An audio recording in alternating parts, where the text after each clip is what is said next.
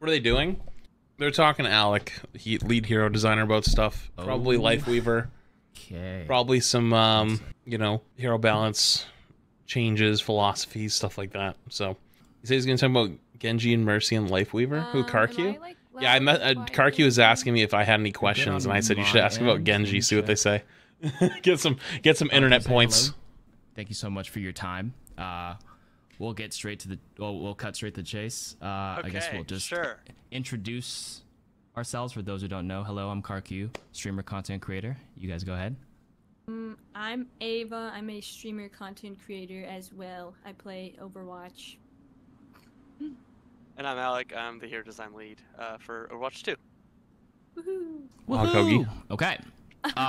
So thank you again for your time. I'll open up the conversation with Lifeweaver.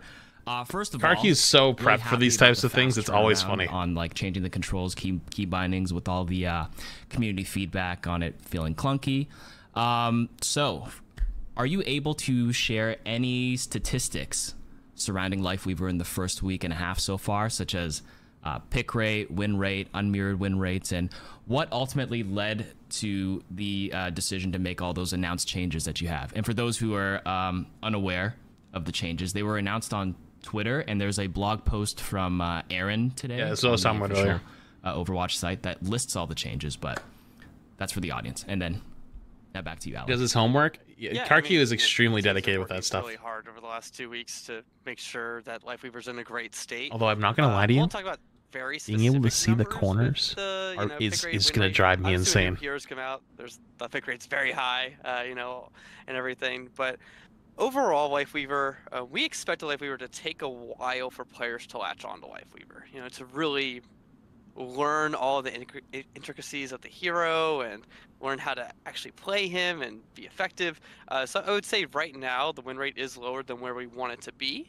You know, I would say it's lower than most heroes when they first release. But that's something I thought it was higher. This is also quick play data, right? We expect when teams get a bit better. Didn't Aaron's thing say higher? Ranked and things like that, we could see some differences just based on how his kit actually functions. There's a lot of utility there, right?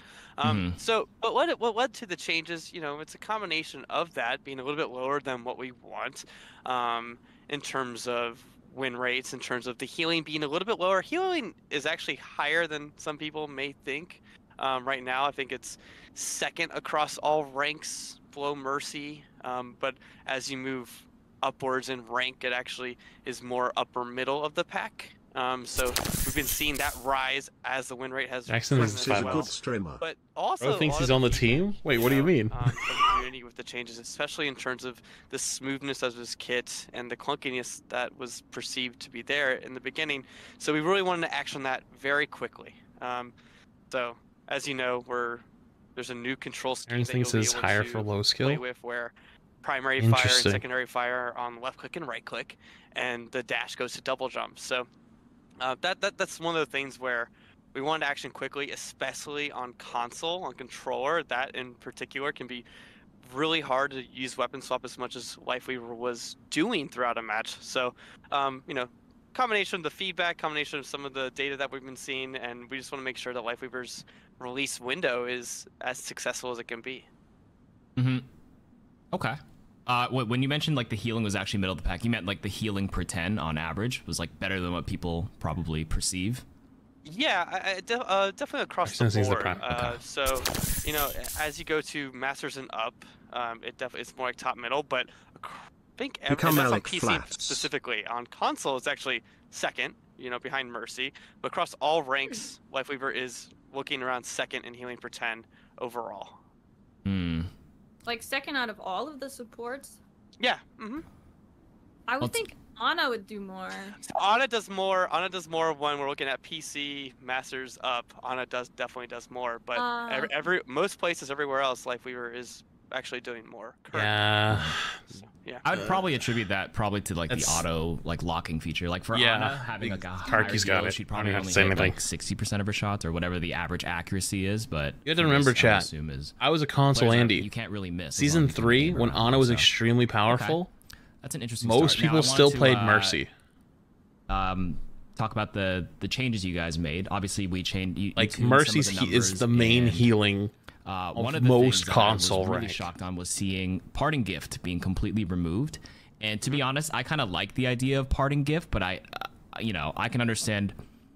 I'm assuming it was probably due to the feedback of maybe like flankers like Tracer, Sombra being able to just dive because you don't have to aim because it's more consistent. If they confirm the kill, they get a little bonus health back. So I guess that was, you did more healing if you chose Mercy over Ana. To see if it's you not were like open to mouse and bringing it keyboard, back, but maybe it's only same thing allowing in your team to take it because it's a passive. And I know there may have been Diamond some and Below points where there's too many abilities from Lifeweaver. This is like a passive. This isn't like something you'd have to actively worry about. It just exists. But anyways, are you guys open to bringing it back, but only allowing your team to take it?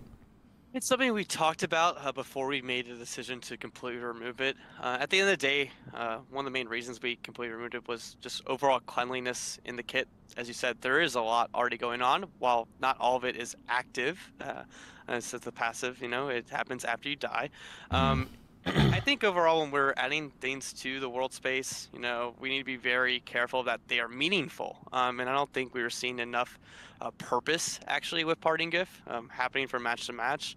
So when we look at the kit overall, it's something we felt we wouldn't lose a lot. We'd add a lot more legibility. And we need to be very careful about that going forward. And down the line, we'll be playing to see if there is a passive that we want to add, down the road. I don't think that's something we have no plans right now to do that, but that it does open up that space, maybe down the road. So those are some of the things, really just like design philosophy, some of the things that we, may have gone back on here, and we want to make sure that the kit overall is a bit more clean.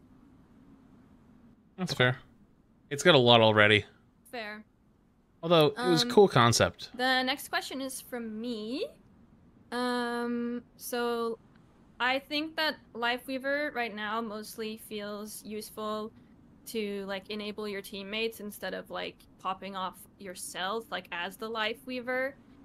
It might just be because of like his low damage, which is getting buffed, but still I think he's still going to be most useful to enable his teammates. And I wanted to ask if that's intentional or if we might see like a solo carry style Lifeweaver eventually. It's definitely intentional in terms of the way this kit was designed and the way, we've been sort of aiming it, where Lifeweaver is a defensive hero. He is a defensive support. He doesn't have as many ways to engage fights as maybe some other supports do, right? A lot of healing, a lot of like playing from safe places. We have seen some people utilize aggressive, life grips and things like that. But I think for the most part, that's some of how he plays. Now, one of the reasons we're tightening the spread on Thorn Volley is to hopefully give players more of a sense of mastery with Thorn Volley and the damage in particular. It's one of the things that it's really low right now, but tightening up the spread allows players to just feel better about that and actually express more skill with that as well. And we can hopefully see, some discrepancy between players that are Parting new to Gift is going to be joining Reaper Orbs, Scatter Arrow, and Torb Armor packs in our Purgatory. I don't think we're ever going to see solo carry in the sense of getting the kills. Yeah. But hopefully that allows you to be a bit more proficient, and hopefully the rest of the utility you can, there's still a lot of playmaking within Lifeweaver's kit too. Right. And, that was one of the reasons I wanted to help out the ult a little bit too, to make that moment a bit more impactful as well. You're talking about buffing the tree ult?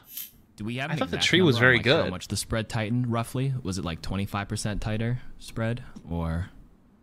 I had to double check off the top of my head, but it basically the inner ring is tighter in itself, so it's not as like unruly overall. It will feel a lot tighter once you play it. Okay. I think a lot of the like disconnect with the character at first, like for me playing it personally, is that like I'm used to playing like Ana, Zen, Bap, and like doing a lot of damage. And I try to do that on Lifeweaver, and I end up just like getting myself killed because I don't have a way to like live or like kill anything really. So I think the spread is gonna help a lot with that, at least. Yeah, at least like force the Tracer to recall. Yeah. Yeah. I'm on board with that. That was good. He said many players have complained of getting trolled by their Lifeweaver. Has the team considered letting allies confirm that they want to be pulled by Life Grip before it pulls them? And might we see that in You had just pulled me out of a punch before this game. It was definitely one of the things we were very, very scared of, maybe more so than any other ability we've ever added to Overwatch, was what was Life Grip going to do to Overwatch, and how was the community going to receive it. And honestly, I think it's gone better than we thought it was going to go. I actually think really haven't felt that as much, and what I've been seeing from players, and actually when they interact with a Life Weaver, we've been seeing a lot of good use. If anything, sometimes those trolly moments are more where the player messes up rather than intentionally doing it. Yeah. I think we did talk a ton about break in case of emergency things, but it was never going to be the confirm. It was never going to be confirmed. I think that in particular. Please ask what is hitbox. Alec. In terms of the flow of Life Weaver, and actually. Yeah, I have a question. A lot of those moments where you're going to get pulled are split-second decisions, right? Right. And if you get pulled like half a second too late because you didn't see the press F indicator come up on your screen, then you died instead, right? I think if anything, the way we talked about more that we didn't end up doing was, would they have a way to cancel it while they're in the grip itself? You can do that with movement abilities, but would we ever give players agency there? I think right now we're actually really happy where Life Grip is at, but that's something we'll continue to talk about as we continue to see. I think as they buff the character more and more, which is the first thing I said when I first saw the character, is the numbers were so low that as they buff them, the other stuff is gonna rear its head. Because right now it's not that bad every once in a while. If he does a bunch of healing, a bunch of damage, and pulls people out of fights a lot, might be a little bit spooky.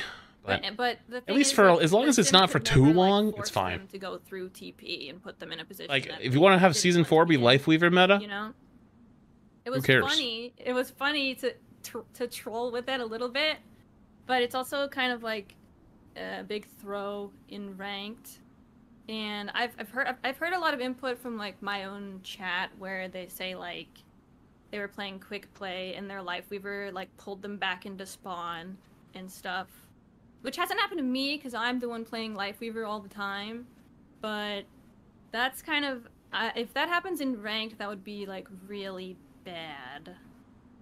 Yeah, of course. I mean, it's on a 20-second cooldown. I think that's, as I said, it's one of the things we'll keep monitoring the health of it as time goes on and see what may be the best solution. But I think in its current state, we're pretty happy where it's at. I think we got a number of those bugs cleared up where players couldn't get you over slippery terrain and things like that. I know early on, even in some of those initial previews of Life Weaver, you could still kind of pull people over the pit and things like that. So we were happy to get a lot of that cleared up, and we'll just continue to look at it, see how players are actually utilizing it for whatever X% cases it may be.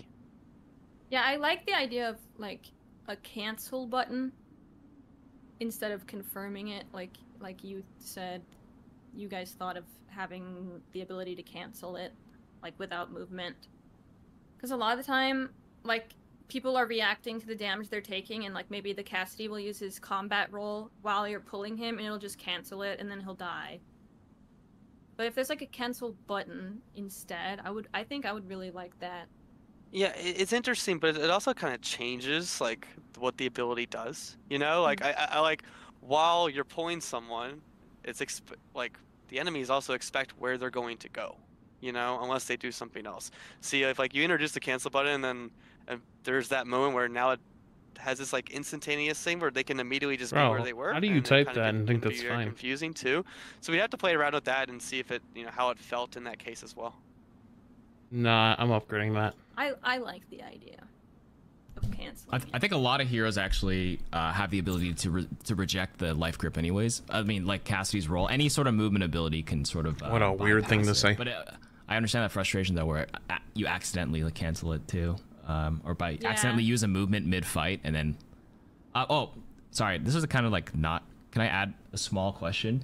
Would you consider follow up to this stuff? Yeah. Would you consider refunding a portion of the Life Grip cooldown if, for example, your teammate cancels it really early on? If they use a movement ability, right when you. Interesting. Yeah, literally, a small, very very small window where it really would feel like it was unintentional. That's a really good question. There's certainly times where I was about to grip someone, but they got rid of it instantaneously by accident, and now it's on a 20-second cooldown, which sucks. Which, I mean, I understand the risk and reward, but is that something that has been explored or thought of before, or?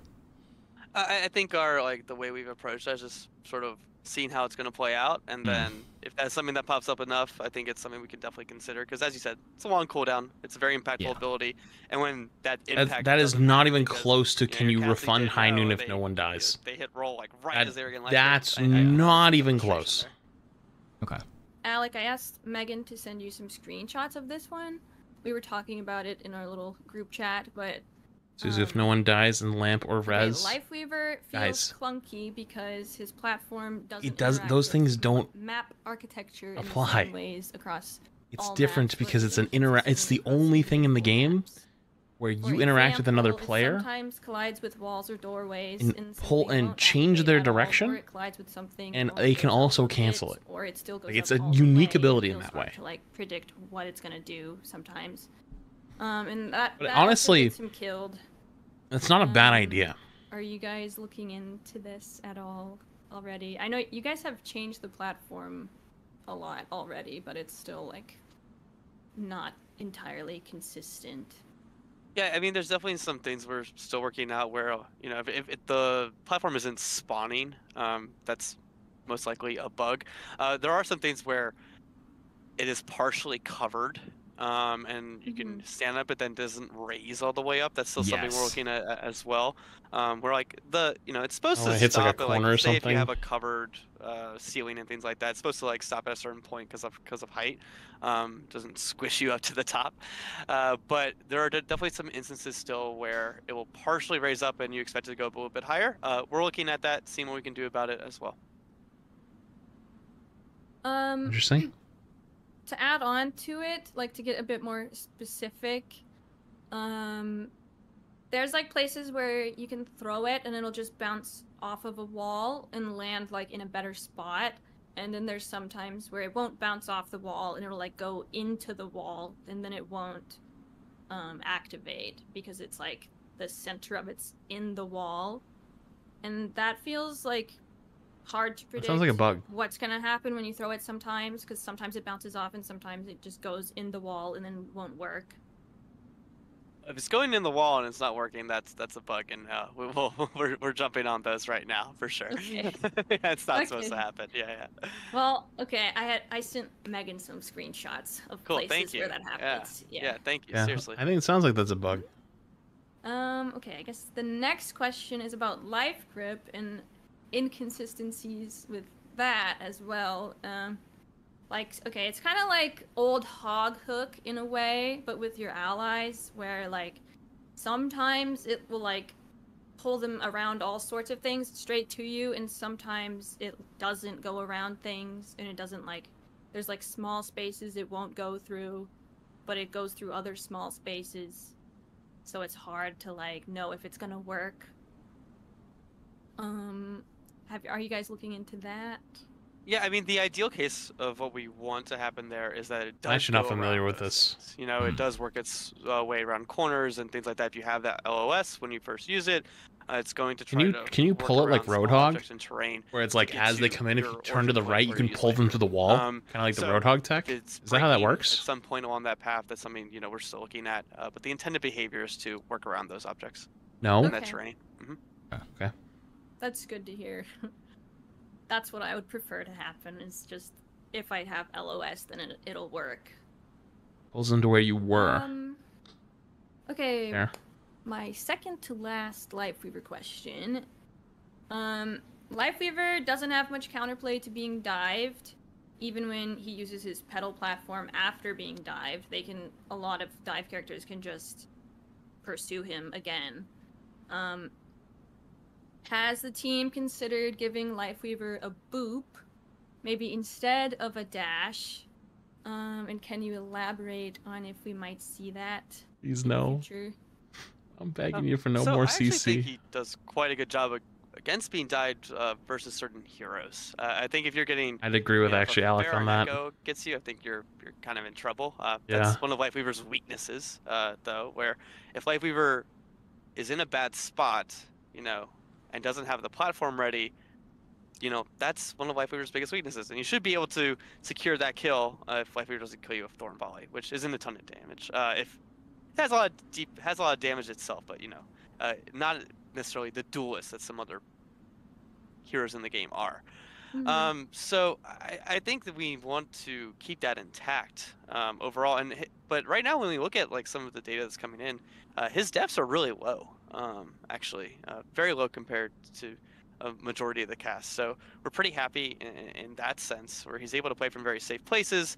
I actually agree with Alec on this one. Dove in that sense. I think he's got a pretty good take here. That's going to be one of his weaknesses going forward. Platform though is able to protect you. It's a pretty healthy barrier in that regard. I think by taking away the passive as well, you won't be as punished as you once were before. So true. It was like a buff to like Genji Tracer. How that feels at the moment. Because if you killed him, you got a health pack. To learn how to utilize the dash, how to utilize the platform, how to actually get out of those spots or end it, and just figure out their positioning before they get into that situation as well. I'm kind of surprised to hear you say that he has like low deaths, because when I play him, I swear I'm like just feeding a lot. Don't tell anyone that. Keep that to yourself. He quite has a. I'm trying to think exactly. You got to keep up the illusion. You tactically did that. You were not feeding. You chose that. You chose to die there. Very defensive in that regard. Actually, there was a very interesting phenomenon when Life Weaver first got added to the game, where everyone's deaths dropped. So that was a comment, and it was by a significant percentage. It was something. It's gotten back to normal percentages, but it was something we were very curious about. But it's mainly because of how defensive Life Weaver is and saving people. But it's also because Life Weaver himself wasn't really dealing out damage and doing any kills. And when you have that high percentage of Life Weaver in games, it brought it down by. It's in quick play only. So right now. But yeah, no. Overall, he's a little different. Chat. He's actually surviving. He takes a decent amount of damage, but he's able to survive pretty well compared to the majority of supports. Yeah, he does have a good amount of tools. You got to be smart with him though. Because of, like my MMR, or like because I'm just playing him in quick play and I'm getting matched against people. And I swear, they're going Doomfist, Echo, Mercy every time. And if I use my platform, I'm just dead. Like, I just die. Yeah, Echo's honestly, that's probably more of a hitbox issue. Honestly, his biggest weakness is the hitbox. Your escape is high ground, and then they're just still right there, right? Yeah. Okay. Last question is a really popular question, I think. Are you guys considering reducing Life Weaver's hitbox? There it is. It's something you know, that we're still talking about, but we don't have any, you know, dates right now to share. Whenever we change hitboxes or anything, you know, model-wise, it is quite a lot of work. It can involve multiple things depending on what approach we take in particular. So that's something we're still talking about. It's not going to be, you know, in any of the immediate changes, but it is something we're talking about. You know, looking at the backpack and those sorts of things that he has, the pedals on his back.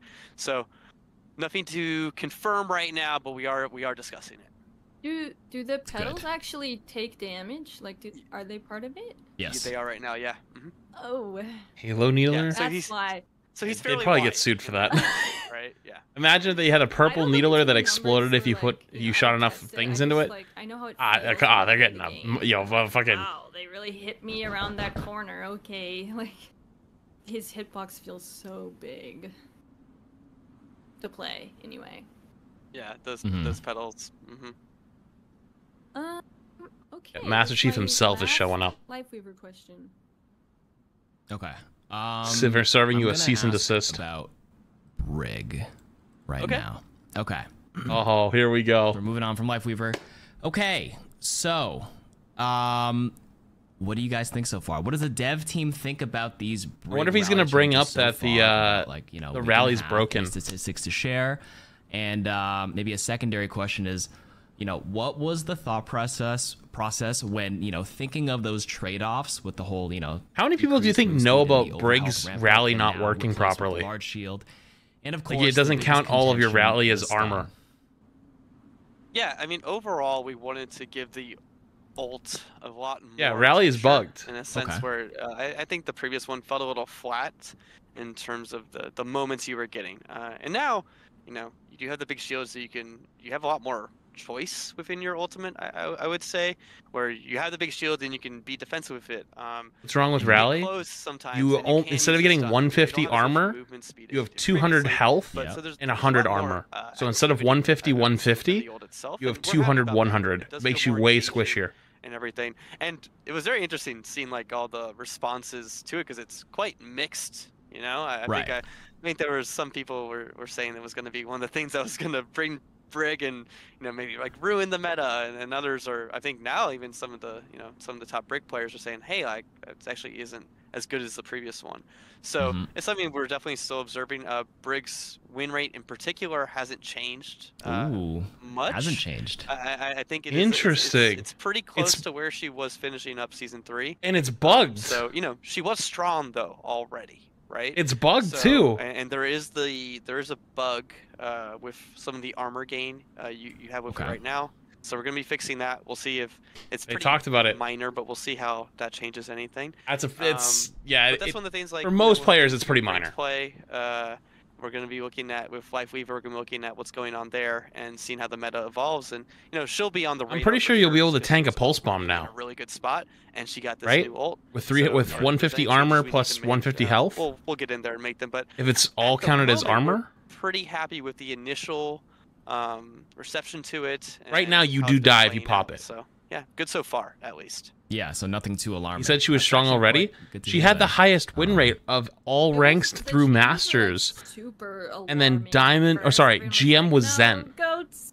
It's bringing back Goats memories, but, like, it's not really that bad. Yeah, I think part of it was... I think it's because the stun doesn't last as long as it did in Overwatch 1. Because I feel like I can't pull off the one-shot on Tracer fast enough. The stun is much shorter than I thought. With the bash swing whip shot, she's able to recall quick enough, because I think the stun is shorter, right? If I'm not mistaken. Yes. Something along those lines. Yeah. It's also one of those things where it's when you realize it and you had the stun not being the same stun as Overwatch 1 was it's definitely a big difference. That doesn't really happen as often as you think it may do when you're just running around like in training grounds or like some early versions of it just to show off like what it's doing. I think in an actual match you don't get those moments as much. There's a lot more where I've definitely gotten fucked by the bash. Can feel very when you read them could feel like, oh, this is crazy what's going to happen here. But the way it plays out, those moments don't happen as much as you might expect, you know? Yeah. That's true. Thanks for sharing. It does happen a good amount in high rank play, but he is right. It doesn't happen as often. Widow question. I just didn't see that we skipped it. Okay. So in top 500 games, at least, I don't know if it's really the case in the lower ranks, but I'm sure it is if the Widow is aimbotting. So it feels like one Widow can control the whole game and be impossible to punish without an equally skilled sniper on your team, which if you have a one trick because it's ranked, or if you have two one tricks because it's ranked, then, you know, there's not a lot you can do, especially on Widow maps. Real. Is the team looking at changing Widow at all? And if you are, can you share what part of her kit might be adjusted? You know, it's something that's definitely, I think, been discussed recently as well, because Season 3 in particular had a map pool that was very sniper friendly, I would say, with a few of the maps. So, you know, we're going to be evaluating how that plays out with, you know, without map pools. But Widow's tough because she gets a lot of her value from just a handful of maps. And then on the other ones, she looks basically fine, you know, if anything. So it's one of those things where we got to figure out what our approach is going to be there. Should it be a map-based approach? Should it be actually the hero itself? Should we be putting should we be putting more cover on those maps? Is it time to talk about hero bans? On stretches that we do. I think that's a thing for the hero team and the level design team to figure out together what the best approach is.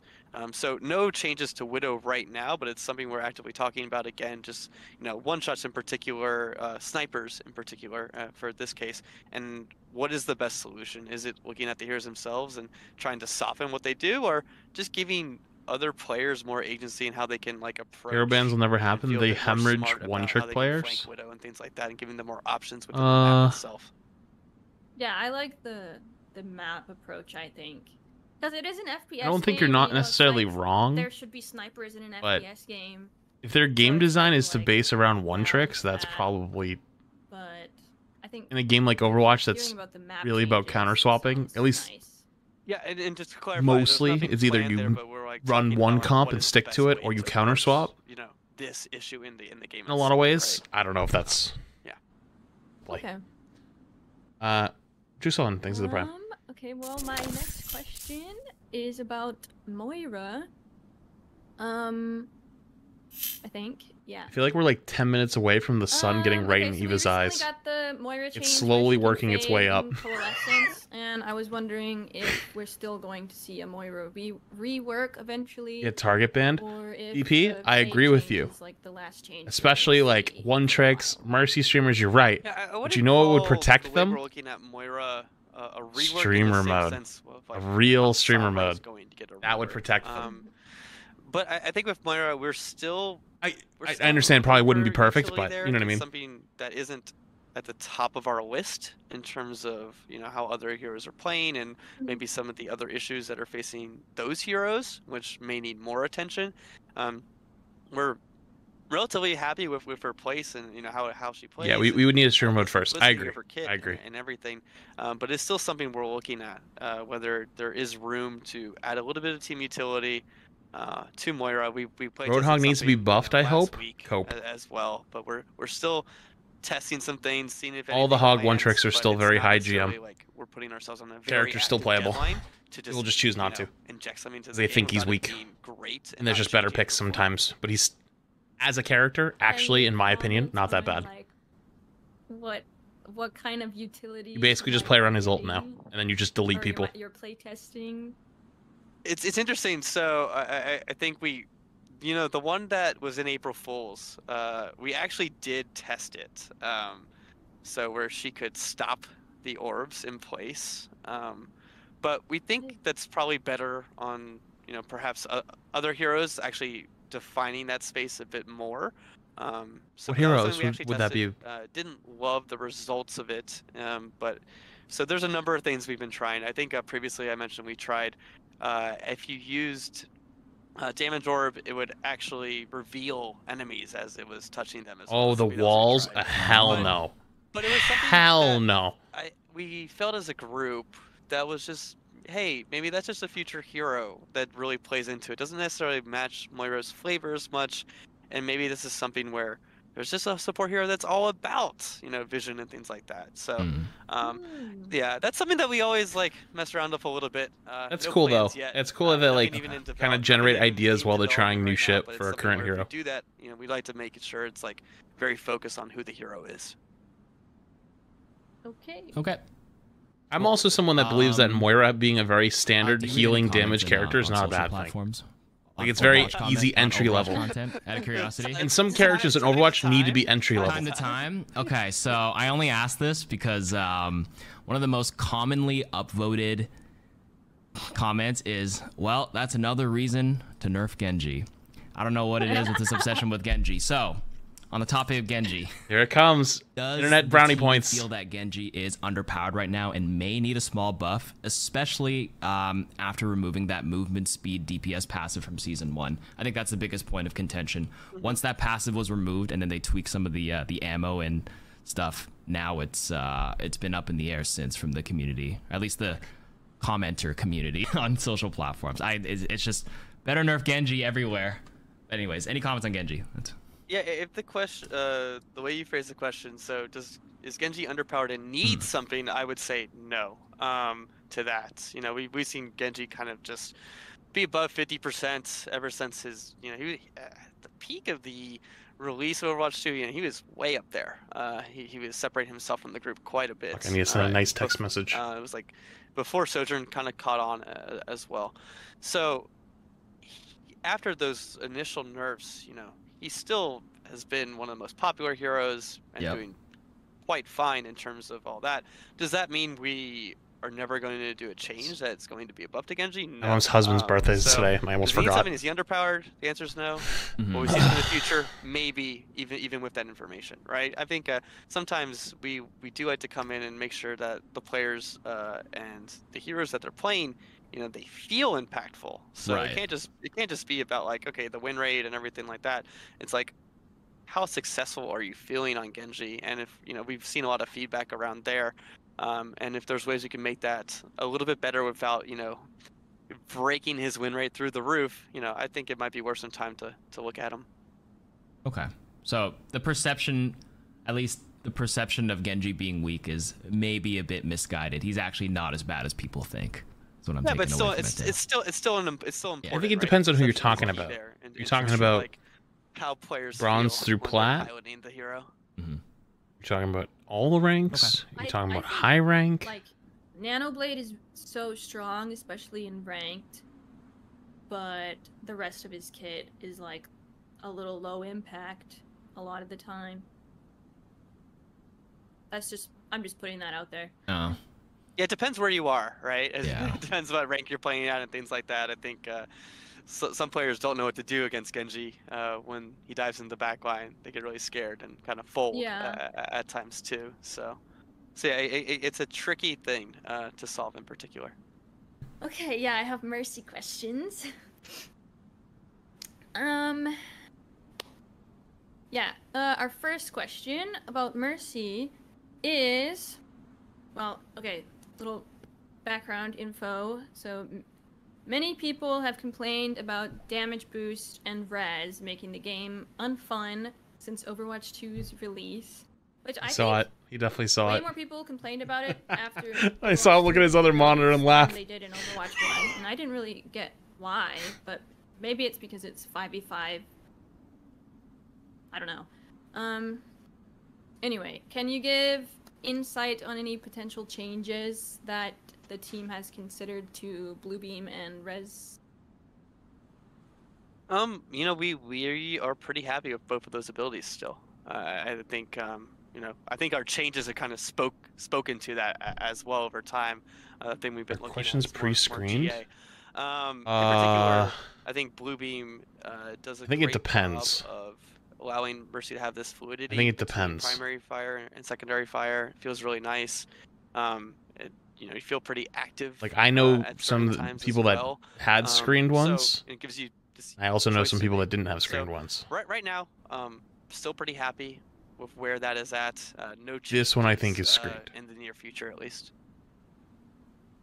Okay. Oh well, you mentioned Guardian Angel, so I have a question about that. So, you guys changed Guardian Angel again in Season 4. I'm not much of a Mercy player, but at least on the surface, it kind of feels like Mercy was sort of being punished for performing like the movement test. I didn't tell him to ask anything. Slingshot. No, I've in my personal experience, sort of, like, I've never had a question be said no as to. A quick fix to kind of allow her to GA again. I think it's more of a preparation type of thing. But anyways, how do you guys feel about the GA changes thus far? Now that we've had like 2 weeks for it to marinate, are we happy about it? I think GA should be changed every patch. Maybe or adjusted or tuned it just a slight bit more. It's things of the tier 1. Tough problem actually. I think in particular we're still evaluating. The team's been pretty heads down with Lifeweaver stuff. So we're still evaluating exactly how this change in particular is going in Season 4. I think the one thing that sticks out to us is we want to make sure we keep this ability simple in some way, right? And I think even like the way people respond to like reading the patch notes where it's like, oh yeah, there's all these little things that may read very hard to understand. We don't want to necessarily overcomplicate the ability too much. And I say that kind of going into, it'd be really nice if we had some solution where some of those micro movements weren't punished as much as the rest of it. That was visible and understood. He's talking about the thing Ski talks about, I think. That's something where it's from both sides of players, right? For players on Mercy, but also players that are playing against Mercy. They have to understand, like, when is Mercy going to fly again? When is Mercy going to have that ability up again? And being able to accurately predict that, I think, is very important.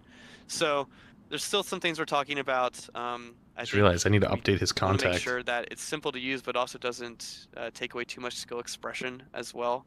And those are some of the internal talks that, you know, we're having at the moment to see what's the best solution going forward. And then overall, you know, we don't want to be in this place where we're changing GA over and over and over again. And I think we gets I changed think all the time.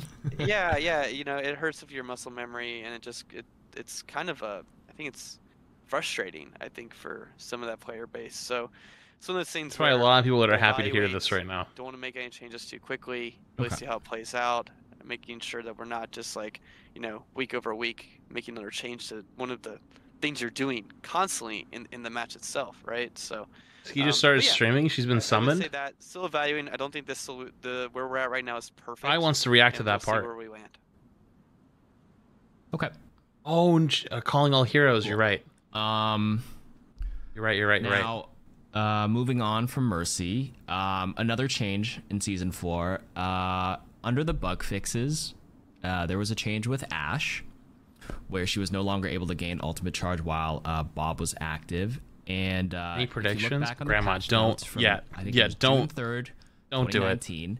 There was a fix. I think he already cursed Aspen again. I don't know if you saw the tweet. I saw the tweet. It's going back in the opposite direction. On Aspen's team again. If possible, could you kind of elaborate on the reasoning behind this and comment whether this is something you're looking into for other heroes who are also able to gain ult charge while an ultimate is up, such as Wrecking Ball's Mines, or Hanzo Dragon, or Torb's ult? What was the tweet? I think it was SK's tweet. Yeah. But it was Aspen. Aspen was also on the team. Where, you know, and for those who don't know, there was a little prediction made. Some things do change as well. The Overwatch League tournament. You know, I would have to dig into this one a little bit in terms of, because that's sometimes the way, you know, we work with bugs is those can come in and individual designer gets assigned to it and doesn't necessarily go through the entire process of why it was changed. It was just like, oh yeah, here's this bug, I'll change it. So I think this one might have slipped through in terms of some of that discussion that needed to can't hear Karku there. Oh my god, this is my stream. The philosophy behind it, but. So that's one we'll follow up on. You know, we're still talking. If you only wanted to hear the podcast itself, I would just encourage you to watch theirs. Otherwise, I could just turn my camera off and walk away and just steal the content. It's more Mines charge while his mines are up. Yeah, sorry. That's been a thing since forever. So like while his mines are up, so if he's in the air and he mines and then he pile drives, the pile drive will like grant ult charge towards the next mines. If the mines blow up, they don't add to his ult charge from that source of damage, but it's like the other parts. So only a few heroes are like that. But yeah, I guess the Ashe thing, it's been a while, but it's all good. But that was kind of like a pretty big net nerf to Ashe. So some people were a little, I guess a lot of Ashe or Hitscan mains were not very happy about that bug fix and change. But I'm happy you guys are like discussing it. And we're looking into it. About it. Yeah. I will say probably not as big as a nerf as people think it is, though, in terms of her actual performance. Right. I will say that. Yeah. She gets pocketed a lot too, so that helps her do damage. True. Yeah. Okay. Okay, are we done with the Ashe question? Yeah. Okay, my question is about Junker. Are we becoming more like XQC every day? Wait, how? Junker Queen is pretty widely regarded as the worst tank to have on your team, if not Roadhog. Is the team currently looking to make any changes to her? And if yes, will they be just numbers changes, or will it be more of a rework? That Soma is way too clean. So she won't be getting any rework. We're actually really happy React with her content overall. I think we would, at the same time, would love to give Junker Queen a little bit more. Junker Queen isn't the worst of the tanks. Time in the sun. I think that time was sort of close, actually. Betas, right? Rather than where like the player base got to see what that it was. Unfortunately, that's not the type of change we want to make. Where her shout was just keeping her whole team alive, and you kind of like were returning to this sort of meta where things weren't dying, right? Hog is the only one that I could say is maybe worse. Careful with the way way we look at her. Second worst though. Do buffer. I think whether if it's Doomfist is good. Team-wide sustain at very high levels, that can be very frustrating. If it's too much self-sustain at low levels, that can be very, very frustrating, right? So we'd probably be looking at things that are outside of that, or some of our other capabilities in terms of like what she can do to buffer. But I think she's on the list of where tanks have been performing. I will push back a little bit here. She may be better than some people think. She's not like Roadhog and Orisa in terms of where her win rate is. So she performs like right below 50%. So she has her matchups. She has her her situations and scenarios where she can excel actually. I think the issue is like all my experience is coming from high-rated games where they will just go Sojourn, Mercy, Widow, and just like kill a Junker Queen in like one shot. And that seems really difficult to like make Queen work in high elo, but I have heard she's really good against like Winston and Hog, which is like, okay, she's a shotgun character, but I think against like really good hit scans, she suffers a lot. Cause she can't close. She has her matchups, Yeah. I think she is on the list for a hero that we're looking at in the near future, medium future, to figure out how we can make her a bit more successful. Okay. My next question is the one about Ramattra. I'm gonna try and get through it pretty fast because we don't have that much time. Okay, so Ramattra can basically use Nemesis form and then ult, and as long as his ult is like touching people for like a couple seconds, once his ult is over, he can use Nemesis form again, and then when he dies, if he gets rezzed, he has Nemesis form again. And over time, that's 900 total armor combined with his ability to use his shield. And like in comparison to Junker Queen, who is just going to use Shout, die, and then get rezzed, since her Shout's still going to be on cooldown, and then she's going to die again. It seems like Nemesis form is a bit overpowered, especially because he can block at the same time. I'd argue the supports are strong enough that it's not that OP. Actually, a bug we Discord have logged currently. Sleep. So something we're actively. Sleep actually not that bad now. Where the Nemesis isn't going on cooldown properly the way it should be. Nemesis form isn't going on cooldown properly. Yes. So if you get res, you shouldn't be able to immediately use it again, and currently you can. So that's something we're definitely going to take a look at. Okay. That's actually very interesting. I hate playing against Ramattra, dude. You can hit the sleep, and he's down for, 3.5 seconds, and then he just has his ult, or he has Nemesis again anyway. Zen just destroys him, though. Yeah. On support. Okay. Moving on. Okay. Now... That is actually huge, I'm gonna try to, go through a couple of things looking forward. So... There were a few heroes that were sort of teased with reworks. Are you able to elaborate on first a little tease about the Roadhog reworks, which you touched on, I think, when he first got his God, I forgot about that. There were more potential changes on the horizon. Holy shit. It's been so long. Definitely still working on that one. Okay. One of our main discussions is deciding how transformative we want to be. I think we have some things where it's like, oh yeah, this would feel great. Does it feel like a rework? Is it enough to really change how Roadhog fits into the tank role itself? And another question is how much should he fit into the tank role? I think there's a component with Roadhog and people who enjoy Roadhog where, there's a little selfish aspect there that is fun to get into, right? Right. We're definitely still working on that one. That one's going to take a little bit. A smaller thing, I wouldn't call it a rework, but a shift for Mei's primary fire. That's almost done now. So we're going to be taking a look at how we're adding sort of that little mini game that she had previously. You're not going to freeze another hero entirely, but you build up to a bigger moment of that slow, right? So so that's something we've been working on for a little bit. It's been playing out pretty well, and that will be a bit not too far from now. So I guess that's a tiny tease at least. Okay. Yeah. Well, that was unexpected. Was that teased before the potential May thing? I think we mentioned it somewhere. Yeah, I think we mentioned it when we were chatting with Siegel or something, one of those dev chats, but it was in there. Yeah. Okay. Well, that's Roadhog, a little bit of May. Anything on Sombra as well, which was also touched on, that still kind of looking into it? Yeah, I think with Sombra, you know, it is going to be down the road, but in terms of where we're at design-wise, it is something that we're just putting the finishing touches on. You know, I think when we do finally talk about it, it'll be interesting to see how everyone reacts. But we're leaning into her capabilities a bit more in terms of how she can actually fight more. And I'll say that, you know, where she's going to be a bit more lethal, but that's going to be coming with, you know, some other things and drawbacks to some of the rest of her capability.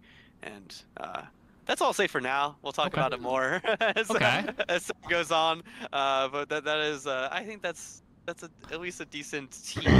That's a very nice tease. Yeah. it is going to be a while though. Okay. Sorry, a few more on this list of things looking forward. Anything on Cassidy's magnetic grenade? Are we okay with just the number 2 for now? Oops. We're actively looking at it still, trying to. I think with some of the changes you've been seeing over time, where Cassie's, you know, he got the extended range in terms of the fall off. That was a good change. Took away the HP as well. It's like, okay, how does magnetic grenade kind of play into that? Too, should it have more range in itself, and what does that mean at that point? It doesn't mean it like sticks someone from like 30, you know, really far away and does a ton of damage. It's like, what does that mean now? So we're still playing around how these changes affect Cassidy and how magnetic grenade can fit more range. They're just gonna give him more of how his identity is. The Reyna RPG, the fire in the hole. It just just give him that. Fuck it. And then the next one was potentially role passives. Looking into that again, something Raise, like, for example, the DPS passive. Yeah, because I play a lot of Valorant. Right now in season 3 and 4, it was it's only reload speed, but then it wouldn't affect a hero like Hanzo, for example. So, see, this is why you don't want me on your Valorant team, because I don't even know the characters' names. You're gonna hear a call out. You're gonna be like, change for Viper, and it was like a jet. We'll be looking at on more of like a yearly cadence, you know, where, you know, we come into next year after Overwatch 2 has been out for some time, take a look. I think DPS pass is probably the one that's I think the other two have been playing out relatively nicely. DPS pass is one on the list where we had a bunch of ideas, you know, we landed on this one, and we'll take a look again to see, you know, maybe there's something a bit more interesting here, a bit more impactful. That all the heroes can share. So it's something we're definitely gonna talk about, but I think it's going to be something that's more like a. The DPS role passive has been changed so many times, and you know, through like a bigger update, right? Okay. That was a good answer. And if I may ask for everybody, only if you're allowed to, of course, maybe a super small tease of season 6's new support hero, but no pressure. How long has it been since Lifeweaver's been out? 10 days? 10 days. We need more. I tried, guys. I tried. I don't think we're there just yet. You know, maybe you know, hit me up in season 5, mid-season or somewhere around there. We're a little bit closer, right? So sorry, a little bit too close to Lifeweaver's launch. Damn, not even a crumb. It is not even a crumb. Everyone knows that. So yes, you know, it's a support hero. Yeah. Okay. Good. So the last question we have is more of like a general balance philosophy question. This one was submitted by a Twitch user called Cyclops. He said, there are 2 hero design philosophies I sometimes see clashing. One is that heroes should be fun. Fun comes first, and then we look at balancing afterwards. The second is that heroes have certain character-defining abilities, and you don't want to remove them completely. These 2 philosophies seem impossible to coexist. For example, with Mei Freeze, Sombra Hack, Mercy Res, Damage Boost, and one-shot abilities, would you ever budge on the identity of a hero to make the game more fun overall? I mean, I think we have at times, right? I think it's a heavy question. Taking out that was budging a little bit, but it's important to us overall that the heroes fill out these fantasies. You know, I think like with Widowmaker in particular, it's important that a lot of these things are very sharp, right? I think a lot of these things need to feel like you're capable, and because if they don't, I think your game starts to lose a lot of texture, and if everything's like too smoothed out, it can be like, well, where's the fun moments? Where's the Overwatch, you know, that I came here for, where I get to feel like a hero? Wasn't Genji one of those characters? So when those things, when was the last time we got to see him? Egregious. That's where we. I'm just saying. You know, the that's what people remember from old Overwatch. Really start to look at them, start to all the Genji clips, and make some. And so like, sometimes we'll make characters like that are kind of regard. But I think if not gonna ever be touched because they're pub stompers in the lower ranks. May not be as. It's the same reason why you can't leave Reinstrong for very long. Some of those moments you remember, you're like, oh man, just unfortunate. I don't like that one thing. I think that one thing may be really important to the player on the other side, and that's the reason that they love their hero, you know. So it's something we have to balance all the time. We budge at certain times, and going forward we'll continue to make exceptions where we see is fit. I think there's actually, like, people are kind of used to the changes now, but like you actually did change Mei Freeze and Sombra Hack, and like Sojourn's one shot. And I like those changes for sure. Yeah, and I think some of those didn't, you know, necessarily ruin the character's fantasy. I think with Mei, though, we may have gone a little bit too far, and that's why we're bringing, you know, some of that back into her primary fire to make sure some of that identity is still there. You know, we removed it because we took this overall broad view of CC in the game, and I think that was a good decision overall. But we still need to evaluate that decision and see where we lost out, and see if there's any room there that we can bring back without getting over that line again, you know? He's smiling his ass off. He's trying not to laugh. That we had. Oh. That's it. All right. Well, this is fun. Thanks. There's a lot of great questions in here. You know, thank you for all that. Thank you for all the feedback. This is a great time, though. Yeah, thank you, Alec, for your time. Yeah, seriously. Yeah. Really appreciate your time. Thanks for this. Is there anything else we need to go over, or any last thoughts? I think we're good. Just want to say, you know, thanks to the Overwatch community, all the feedback on Lifeweaver and everything. It's awesome seeing, you know, how everyone's reacting to the hero, what everyone's finding, like all the different play styles, and we're excited to see how that continues. We're done before the sun reaches Eva's eyes. It's getting close. We'll be really excited to see what happens. Yeah, thank you again for the really candid responses and communication with everybody. Doing stuff like this and the fast turnaround for the Lifeweaver feedback was really great to see. So I just want to thank you on behalf of the Overwatch community for that. And yeah, thank you again for your time. I won't take up any more. All right. Thank you. Cheers, y'all. Take care. Cheers. Bye. Thank you. All right. That was fun.